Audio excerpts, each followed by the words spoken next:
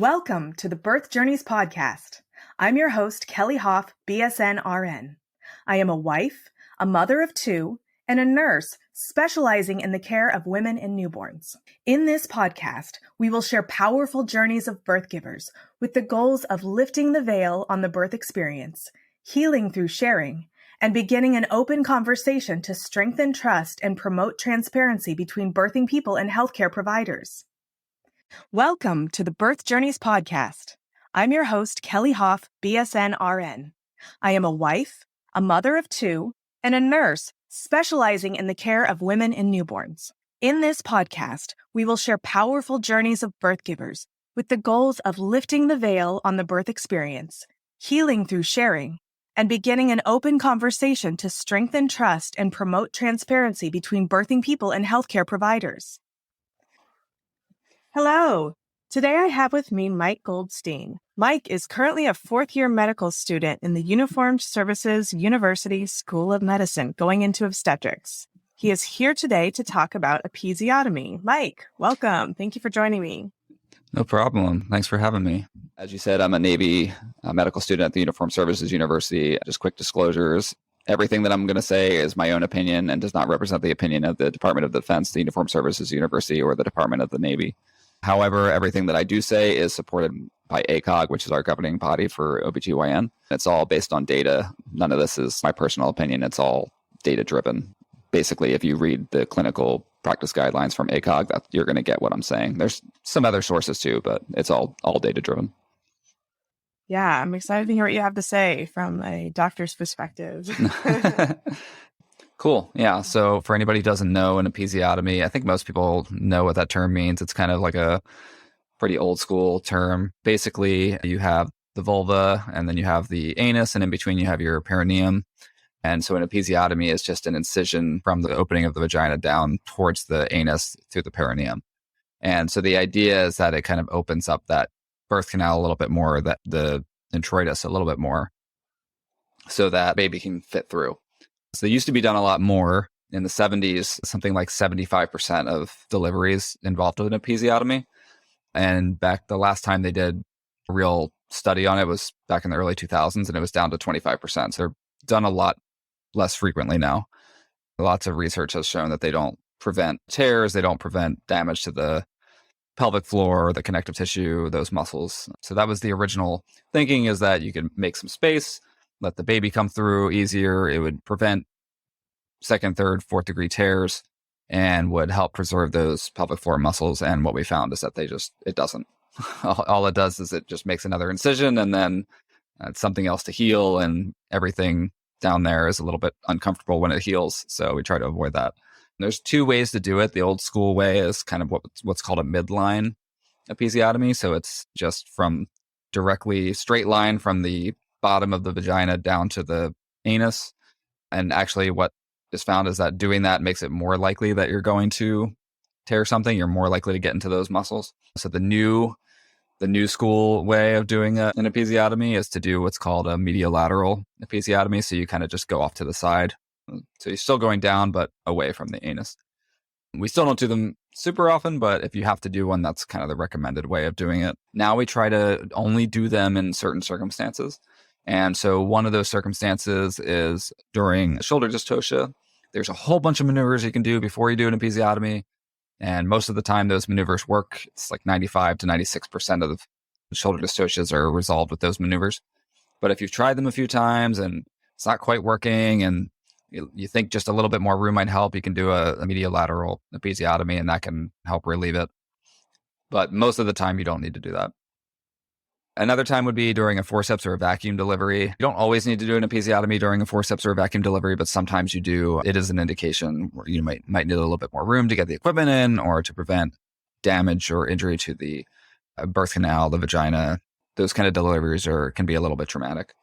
And then the last one would be if you just need to do kind of a rapid delivery. So if baby's crashing, baby has persistent bradycardia, or the fetal heart tracing is just, this looks like crap, and we need to get baby out right now, that's another indication for it.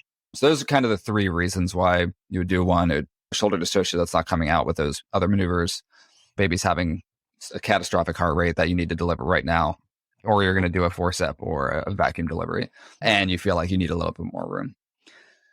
So pluses and minuses, when it's needed to be used, it can help make some more room. It does have plus in that area.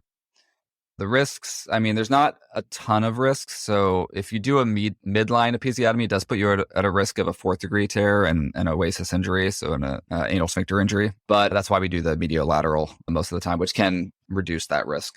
The recovery is not awesome. So you have an incision down in a really sensitive area. The skin is kind of thin down there. It's right where you're peeing and where you're pooping. And so anytime you're doing those things, it can hurt for a little while. We use dissolvable stitches, so you don't have to get your stitches removed if stitches are needed, but not super pleasant. And then there's anytime you make any kind of incision, there's always the possibility of an infection. But that's pretty rare. It's pretty uncommon. So those are really like the risks. Like I said, healing, just not great. So we really try to avoid them. And ACOG, OBGYN governing body, they recommend doing them only in those situations. And I very rarely have, in fact, I don't think I actually have seen anybody do one yet, because they're just not done very commonly. Yeah, I definitely don't see them done routinely. I do see them done, like you said, for vacuum. I'm seeing them done less. They used to be pretty routine with the vacuum, at least where I've been working, and that's over the last 7 years. I am seeing them done less. I do see them most of the time when there's a forceps delivery. There's times when I can look and see it looks like it's going to be a really tight fit. And when, like you said, combined with the fetal heart rate not being great, we do usually talk about it beforehand. So as far as repair goes, so episiotomy versus a tear, I've heard arguments, and I'm not sure how current this argument is at this point, and this was in the past, that it was easier to repair an episiotomy. Right. And then how is the healing compared to a tear? Right. So the idea is that if you do an intentional incision, that it'll be controlled, whereas when you have a tear, it's an uncontrolled ripping of the tissue. And some of them, especially the higher degree tears, I mean, they're a mess. And obviously, the higher degree it is, the harder it is to repair, and the more of a risk there is of fecal incontinence and other issues like that. And so the idea is that if you do an intentional incision, that it's a controlled situation, it'll be easy to repair, you'll prevent those things. But like I said, we know now that it doesn't really prevent those things. And episiotomy is definitely easier to repair. 1st degree tear is pretty easy to repair. It's just a very superficial thing. You just throw a couple of stitches in, if you even need any stitches, and then it's repaired. 2nd degree is a little bit more challenging. There's a kind of a specific technique you have to do. And then as you go 3rd, 4th degree tears, it's more challenging to repair. An episiotomy is probably somewhere between like a 1st and a 2nd degree, as long as it doesn't turn into a more complicated tear. It's really just an incision, and it's pretty straightforward to close. So at the hospitals I work at, they have a general consent that includes an operative vaginal delivery. Whenever I'm consenting a patient, though, I usually say, if something is going to happen that is outside of the plan that we've previously discussed, not necessarily the plan that's on the consent, but just what we have discussed as the individualized plan for that particular patient, given medical history and all of the things going on with that pregnancy and the baby. If anything starts to deviate from that plan, I always tell them that we are going to have a conversation and involve them in the choices, that the consent is just for if there's an emergency and we need to act quickly and we don't discuss the changes in the plan, then we would do those procedures that are in the consent form without necessarily talking about it first.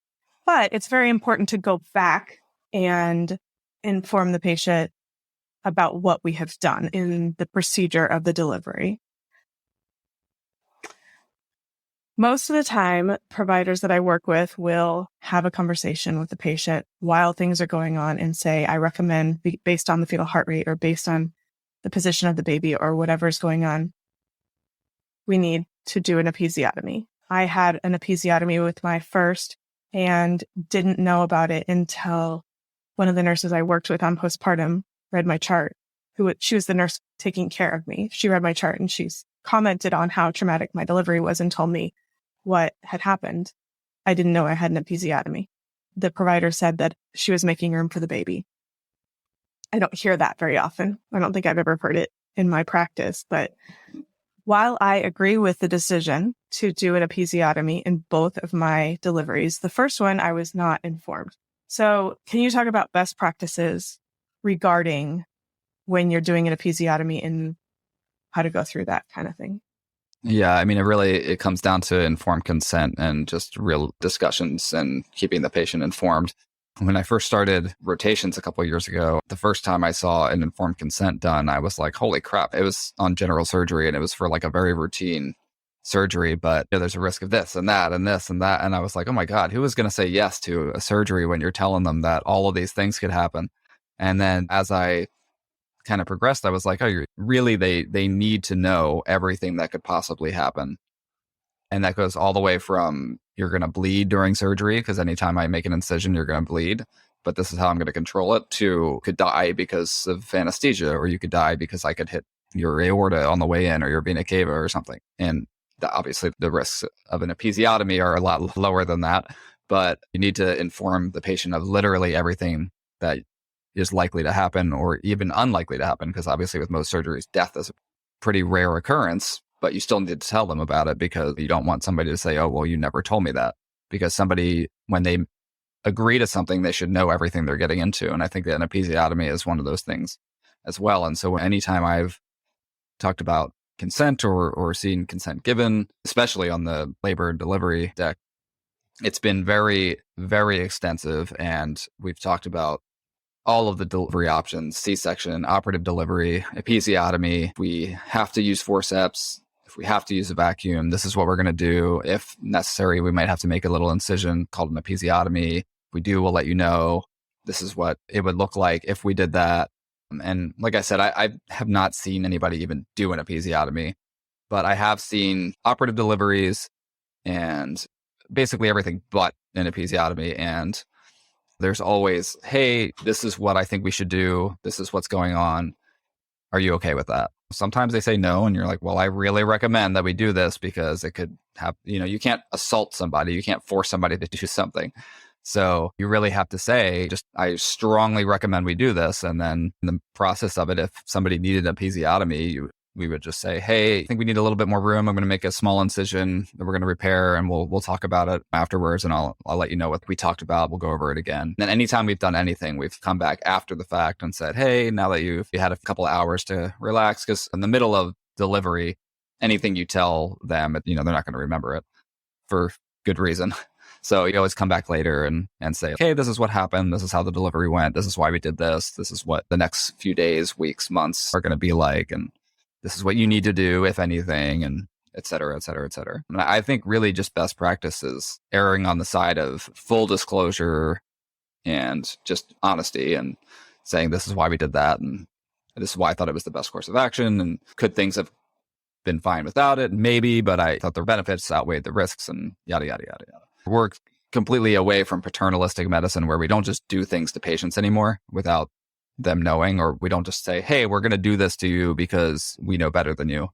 We're taking you to a C-section, or we're taking you to do this, or we're doing this to you. We don't do that anymore. And I'm sure there are some kind of older physicians that are still like that because they grew up in that kind of environment, and even maybe some younger physicians who trained under those physicians, and that's the culture that they grew up in. But I have not seen that in all of the hospitals that I've been in. It's been very much patient-centered.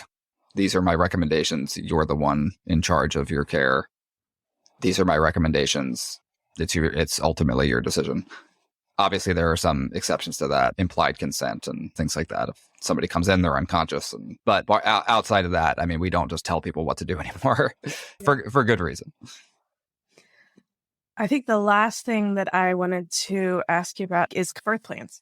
We should honestly do an entire mini episode about birth plans. I could talk for a while about them. I see a lot of, I do not want an episiotomy on my birth plan. I think I would say the recommendation is to not do one unless it's absolutely necessary. And I think the way that I would say you probably have that, you don't want a blood transfusion, and you don't want to see hist, and you don't want a lot of things on your birth plan, and those things are very unlikely to happen. and we don't want to do them either. But if we have to get baby out and help you and baby stay alive, then those are the things we're going to recommend doing. But we're going to try not to do those things. And I would say an episiotomy is pretty unlikely to happen. Really only a few circumstances where they're recommended. And if those situations come up, we'll talk about it and say, hey, I think we need to do this. The conversation might be a little bit more abridged if it's because your baby's heart rate is 50 than if there's circumstances, but we're going to try to avoid it. And I know you don't want it, but like plans, they should be viewed as a guide to what your ideal birth is, but you need to be aware that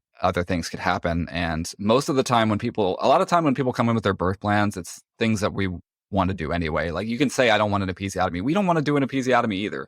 So we don't have a knife in our pocket, like whose perineum can I slice today? It doesn't work that way. We don't want to do one either. So I'm happy to try to avoid one as best as I can. But if baby's heart rate is scaring me, and I think that baby needs to come out right this second, and I think that if I get baby out, it's going to cause an oasis injury and you might have fecal incontinence for the rest of your life. But I think maybe an episiotomy might be able to prevent that. I'm going to tell you, hey, look, we need to do this because it's going to get baby out without ripping your entire perineum in half. Agreed. I think I'd love to shift away from birth plan and just change the title to birth preferences. And then maybe we could come a little bit closer together in that conversation. But yeah, I really think that a lot of people need to know that we're not out there trying to do these interventions. We don't like to. We'd love for you to come in and labor, just have your baby and go home. That's fine. Yes. That would be great. But it doesn't always happen that way. Yeah, it's do our C-sections fun? Yes, they're fun, but and I don't think they're fun. I think we like them. I mean, doing all the cool things. We're the one that's doing the cool stuff. So yes, they're cool. They're cool. I enjoy them. I'm running around like a lunatic. Right? Yeah, you're running around with like a chicken with your head cut off. We're just at the table doing the case. But that doesn't mean I'm itching to do them. I would prefer it if everybody came in, checked in, went into their room, quietly labored, and then said, hey, I feel the urge to push. And then I went in there, they pushed 3 times and a baby came out. That would be amazing. I would love that if everybody did that. That's the ideal, but it doesn't always happen. So yeah. Awesome. Well, Mike, thank you. I'm going to let you go because I know you got places to be, but I really appreciate this enlightened conversation about episiotomy and consent. Thank you so much. Yeah, thank you. To help more moms find this podcast, please be sure to subscribe and leave a review to tell me what you think. To find more information about guests from each episode, please see the show notes at birthjourneyspodcast.buzzsprout.com. There you can also learn how to follow me on Facebook and Instagram. Thank you for listening. I'm honored to be a part of your birth journey. Thank you so much for tuning into my podcast. If you enjoyed what you heard, make sure you hit that subscribe button so you don't miss out on future episodes. Don't forget to share the podcast with a friend who can benefit from the valuable insights that we share here. And if you could take a moment to leave a 5-star rating and review, it would mean the world to me. If you're ready to work one-on-one with me to embark on a transformational journey towards a confident and empowered hospital birth experience, go to kellyhof.com/empowered and enroll in my Empowered Hospital Birth Coaching Program. Together, we'll create a roadmap to a birth experience that you'll cherish forever. That's KELLYHOF.com/empowered. Let's make your birth experience extraordinary.